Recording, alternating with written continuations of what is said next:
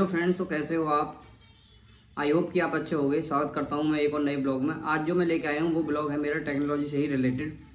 आज मैं आपको कुछ नाम बताता हूं, जैसे रेडियो एफएम, रेडियो मिर्ची, ऐसे नाम तो आपने सुने ही होंगे।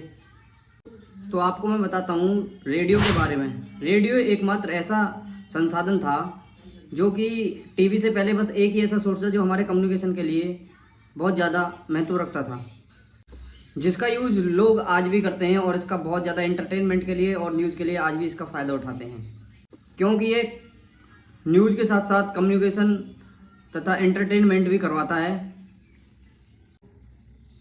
रेडियो के हिस्ट्री के बारे में मैं बातें करता हूँ। अब रेडियो की हिस्ट्री ये है कि इसका जो इन्वेंशन है, वैसे तो बहुत सारे लोगों ने इस पर इन्वेंशन किए, ठीक है, बहुत ज़्यादा इम्प्लीमेंट भी किए, लेकिन इसका जो ज़्यादातर क्रेडिट है वो उसके लिए जाता है। उनका नाम है मार्कोनी।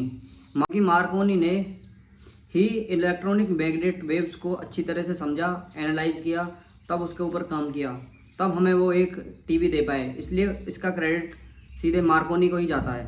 इलेक्ट्रोमैग्नेटिक वेव एक रूम में जनरेट किया और उसके बीच में एक घंटी लगाई, उसके तथा दूसरे कमरे में भी सेम ऐसा ही किया कुछ, वहाँ पर एक और घंटी लगाई। उन्हें इलेक्ट्रॉनिक वेव के थ्रू एक मैसेज दूसरे कमरे में भेजा जिसकी दूरी 30 फीट थी।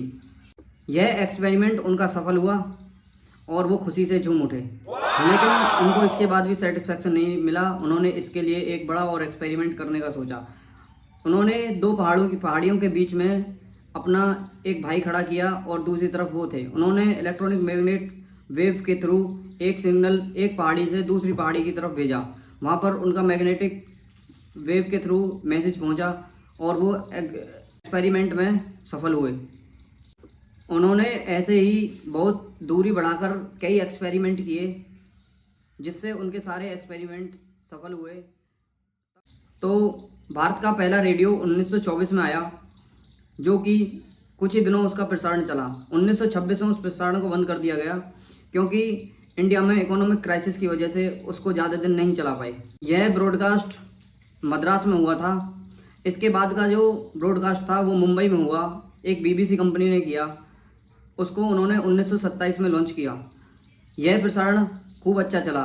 एक और बात बताता हूँ आपको जो बहुत ही खास है। इस रेडियो को चलाने के लिए लाइसेंस लेना पड़ता था, जिसकी फ़ीस कुल 10 रुपये थी। क्या आपको इस बात को सोचकर हंसी आएगी कि उसकी फ़ीस 10 रुपये थी? मुझे भी ऐसा ही कुछ अचंभा सा लगा।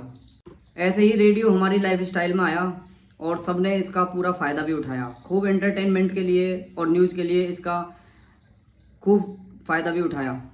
इससे ही हमारे देश में बहुत सी क्रांति फैली, जैसे कि हमारे महात्मा गांधी जी ने